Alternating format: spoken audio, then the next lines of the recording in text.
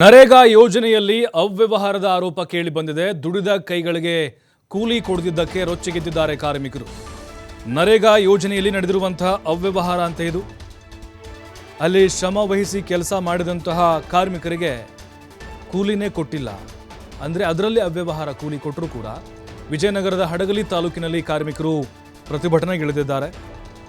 ಮಾಜುಮದಹಳ್ಳಿ ಗ್ರಾಮ ಪಂಚಾಯತ್ ಎದುರು ತಳಕಲ್ ಗ್ರಾಮಸ್ಥರು ಪ್ರತಿಭಟನೆ ನಡೆಸ್ತಾ ಇದ್ದಾರೆ. ನರೇಗಾ ಕೆಲಸ ಕಂಪ್ಲೀಟ್ ಆದ ಕೂಡಲೇ ಕೆಲಸದ ಅಳತೆ ಮಾಡಬೇಕು. ಆದರೆ ರಾತ್ರಿ ಸಮಯದಲ್ಲಿ ಹೋಗಿ ಬೇಕಾಬಿಟ್ಟಿ ಅಳತೆ ಮಾಡಿದ್ದಾರೆ. ನರೇಗಾ ಯೋಜನೆಯಡಿ 349 ರೂಪಾಯಿ ಸಂಬಳ ಕೊಡಬೇಕು.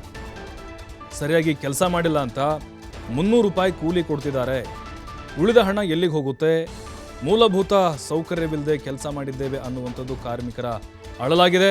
ತಳಕಲ ಗ್ರಾಮ ಪಂಚಾಯತಿ ಇಂಜಿನಿಯರ್ ವಿರುದ್ಧ ನರೇಗಾ ಕಾರ್ಮಿಕರು ಆಕ್ರೋಶವನ್ನು ವ್ಯಕ್ತಪಡಿಸಿದ್ದಾರೆ.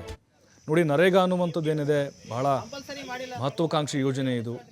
ಅಲ್ಲಿ ಬೇಸಿಗೆಯಲ್ಲಿ ಅಥವಾ ಬರದ ಸಂದರ್ಭದಲ್ಲಿ ಕೆಲಸವಿಲ್ಲದಂತಹ ರೈತರು ಅಥವಾ ಮಧ್ಯಮ ವರ್ಗದ ಕಾರ್ಮಿಕರು ಈ ರೀತಿಯಾಗಿ ಕೆಲಸ ಮಾಡುವಂಥ ವಿಧಾನ.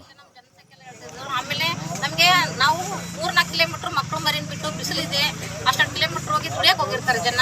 ಅದು ದುಡಿದ ಜನಕ್ಕೆ ಕರೆಕ್ಟ್ ಕೂಲಿ ಬಂದಿಲ್ಲ ಅಂದ್ರೆ ಜನ ಮತ್ತೆ ಯಾಕೆ ಆಕ್ರೋಶ ಆಗ್ತಾರೆ? ಸದ್ಯ ಮಟ್ಟಿಗೆ ಬಂದು ಮಾತಾಡ್ತಿದ್ದಾರೆ. ಇದನ್ನ ಇಲ್ಲಿ ಬಗೆಹರಿಸ್ಕೊಟ್ಟಿಲ್ಲ ಅಂದ್ರೆ ನಾವು ಟಿಪಿ ಮುಖಾಂತರ ಅಥವಾ ಜಿಲ್ಲಾ ಪಂಚಾಯತ್ ಸಿಒ ಮುಖಾಂತರ ನಾವು ನ್ಯಾಯ ಬಗೆಹರಿಸ್ಕೊಂತೀವಿ.